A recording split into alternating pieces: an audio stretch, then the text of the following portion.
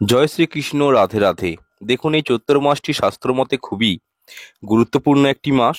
তার কারণ, এই মাসেই অনুষ্ঠিত হয় রামনবমী পুজো, বাসন্তী পুজো, হনুমান জয়ন্তী তথা একাদশী, সাথে নীল পুজো এবং চড়ক পুজো।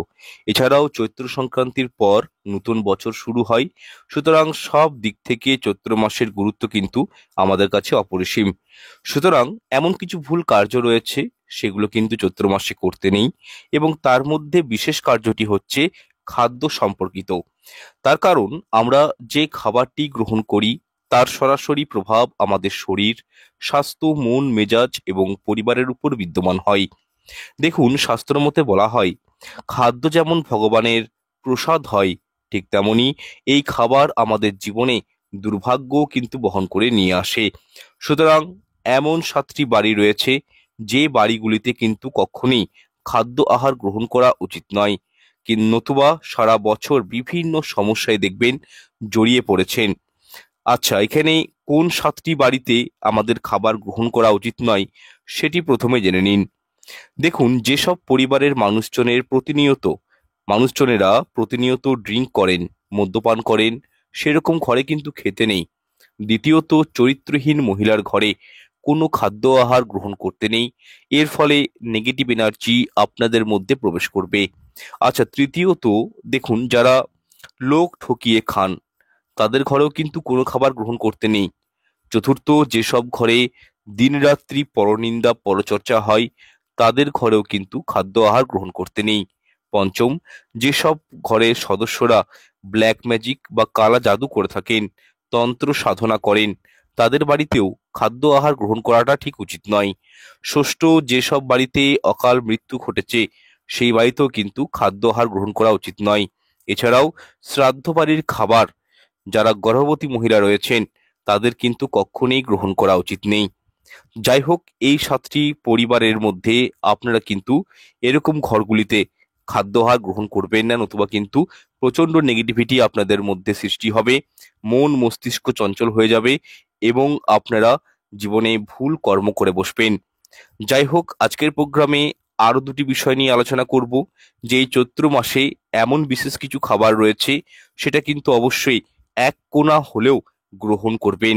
এতে শরীর স্বাস্থ্য সারা বছর সুস্থ এবং সবল থাকে। যেহেতু চৈত্র মাস খর মাস, সুতরাং শাস্ত্র মতে কিছু এমনও 3টি খাবার রয়েছে যেগুলো কিন্তু গ্রহণ করতে নেই।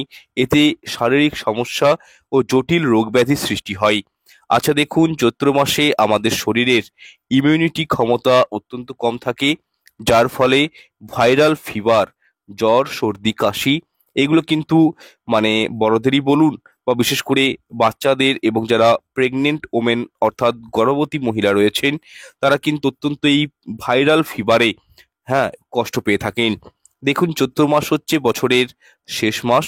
এরপর নতুন বছর শুরু হবে বৈশাখ মাস থেকে। সেহেতু এই চৈত্র মাস হচ্ছে আবহাওয়া পরিবর্তনের মাস।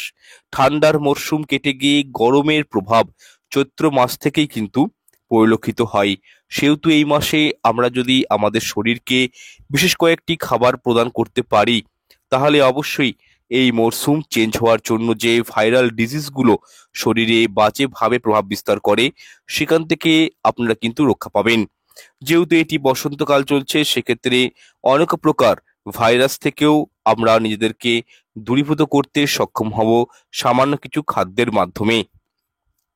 দেখুন, চৈত্র মাসের সব থেকে বেশি লক্ষণীয় হয় যে রোগ ব্যাধিগুলো, সেগুলো হচ্ছে স্কিন ডিজিজ মানে চর্মরোগ, হাম, চিকেন পক্স, ফোড়া, ফুসকুড়ি, ব্রণ, এইগুলোর পরিমাণ কিন্তু দেখবেন অন্যান্য মাসগুলোর তুলনায় বিশেষভাবে কিন্তু এই চৈত্র মাসে লক্ষণীয় হয়।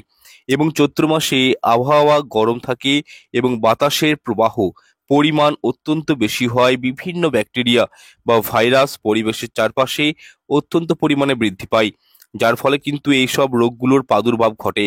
এবং এই ভাইরাসজনিত রোগগুলি অত্যন্ত কিন্তু ছোঁয়াচে রোগ হয়। এছাড়াও চৈত্র মাসে বিভিন্ন জায়গাতে দেখবেন মেলা হয়ে থাকে, সেখানে প্রচুর মানুষের ভিড় থাকে, যার ফলে কিন্তু খুব সহজেই এই রোগগুলো একজনকার কাছ থেকে অন্যজনের শরীরে ছড়িয়ে পড়তে বেশি সময় লাগে না। শুধু তাই নয়, চৈত্র মাসে মানব দেহে পরিপাকতন্ত্রের উপর একটা খারাপ প্রভাব কিন্তু অবশ্যই পড়ে। সেহেতু খাদ্যাহারের প্রতি আমাদের যথেষ্ট সচেতন থাকা উচিত, সতর্কতা অবলম্বন করা উচিত, নতুবা কিন্তু শারীরিক যতনায় জীবনে কিন্তু কষ্ট পেতে হয়।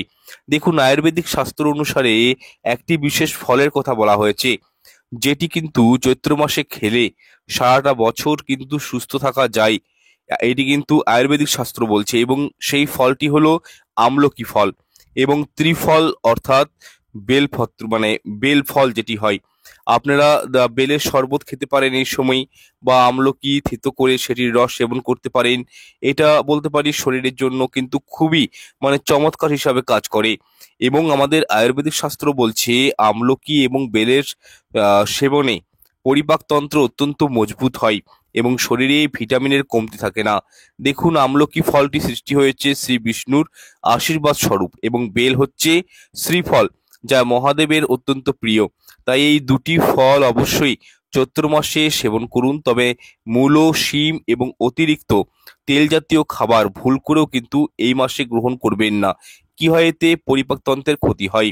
এবং এর সাথে অ্যালকোহল জাতীয় খাবার, যেমন ধরুন মদ্যপান, বিড়ি, পান, গুটখা, সিগারেট, এগুলো কিন্তু যতটা পারবেন একটু অ্যাভয়েড করার চেষ্টা করবেন।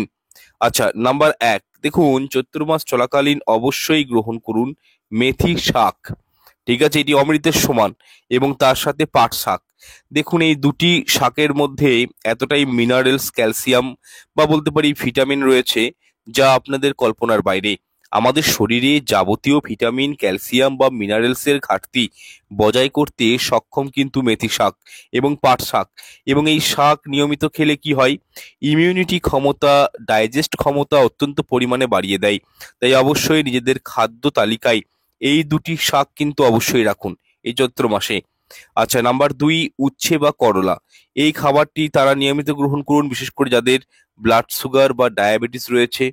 যাই হোক, সপ্তাহে অন্তত 1টি বা 2টি দিন এই তেতো জাতীয় খাবারটি গ্রহণ করুন। এর ফলে ইমিউনিটি বুস্ট হয়, ডাইজেস্ট সিস্টেম অত্যন্ত ভালো থাকে, এবং সর্দি, কাশি বা লিভার অত্যন্ত ভালো থাকে। নাম্বার 3, এরপর যে খাবারটির কথা বলবো, এই খাবারটির মধ্যে আয়ুর্বেদিক শাস্ত্র অনুযায়ী এত গুণ রয়েছে যা সমস্ত রোগকে প্রভাবিত করতে পারে, মানে প্রতিরোধ করতে পারে। এবং এই বিশেষ খাবারটি হলো কচি নিমপাতা।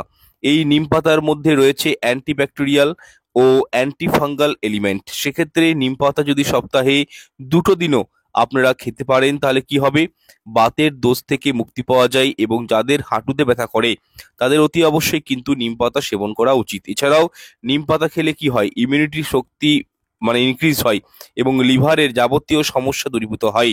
হাম, চিকেন পক্স বা কোনো প্রকারের ভাইরাল ডিজিজ বা পেটের সমস্যা চট করে কিন্তু মানুষকে ক্ষতিগ্রস্ত মানে করতে পারে না, সেই যে মানুষ আর কি কচি নিমপাতা গ্রহণ করে। সুতরাং নিজেদের খাদ্য তালিকায় অবশ্যই সপ্তাহে 2টো 3টে দিন বা 4টে দিন পারলে অবশ্যই নিম বেগুন গ্রহণ করবেন। নাম্বার 4, যে খাবারটি চৈত্র মাসে আপনারা যতটা পারবেন বেশি পরিমাণে খাবেন তা হলো সজনে ফুল বা সজনে ডাঁটা। আমাদের আয়ুর্বেদিক শাস্ত্র অনুযায়ী এই সজনে ফুল বা সজনে ডাঁটা গ্রহণ করলে কি হয়, বিভিন্ন ভাইরাস থেকেও শরীরকে কিন্তু রক্ষা করে, এবং শরীরের মধ্যে বলতে পারি এক অদ্ভুত প্রকারের ইমিউনিটি তৈরি করে দেয়, যার ফলে হাম, চিকেন পক্সের সম্ভাবনাও দূরীভূত হয়।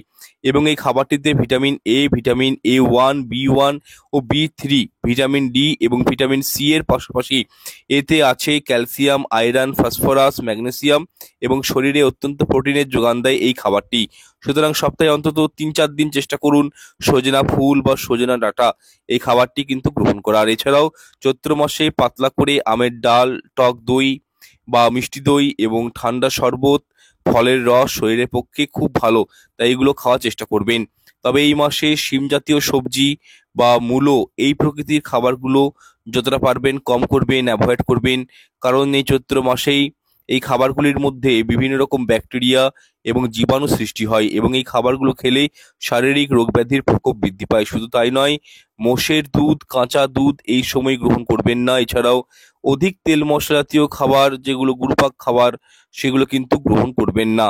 এছাড়াও খাসির মাংস, চিকেন, এই প্রকৃতির যেগুলো আমিষ খাবার রয়েছে এগুলো একটু বর্জন করার চেষ্টা করবেন। যাই হোক, এই আজকের এই প্রোগ্রামে আমি ওভারঅল 3টি বিষয় নিয়ে আলোচনা করেছি, যে কোন 7টি বাড়িতে খাবার খেতে নেই, ভিডিওটি একটু সামারাইজ করে নিচ্ছি আপনাদের জন্য। সেকেন্ড ওয়ান, চৈত্র মাসে কোন খাবারটি গ্রহণ করলে সারাটা বছর সুস্থ এবং নিরোগ থাকা যায়। এবং থার্ড ওয়ান কনসেপ্ট যেটা আমি নিয়ে আলোচনা করেছি আপনাদের সঙ্গে, সেটা হচ্ছে যে চৈত্র মাস পালনের নিয়ম এবং চৈত্র মাসে আহ, কোন খাবারগুলো একেবারেই গ্রহণ করতে নেই। যাই হোক, প্রোগ্রামটি দীর্ঘায়িত করছি না, আর যারা অনুষ্ঠানটি নিয়মিত দেখেন তাদের জন্য রইল অসংখ্য ধন্যবাদ। যাই হোক, আপনারা কোন জায়গা থেকে আমার এই প্রোগ্রামটি দেখছেন সেটি কিন্তু জায়গাটির নাম অবশ্যই কমেন্ট সেকশনে কমেন্ট করে যাবেন। ভিডিওটি ভালো লাগলে লাইক শেয়ার করতে ভুলবেন না এবং এরকম সব ভিডিও পেতে চ্যানেলটি সাবস্ক্রাইব করে পাশে থাকা বেল আইকনটা অন করে রাখবেন। আচ্ছা, যারা পার্সোনাল ভাবে আমার সঙ্গে যোগাযোগ করতে চাইছেন, কুষ্টি বানাতে চাইছেন, বা হয়তো বাস্তু দোষ সংক্রান্ত কোনো সমস্যায় ভুগছেন, ভিডিও ডেসক্রিপশন বক্সে হোয়াটসঅ্যাপ নাম্বার রয়েছে, সেখান থেকে অনলাইন বুকিং করে যোগাযোগ করতে পারেন।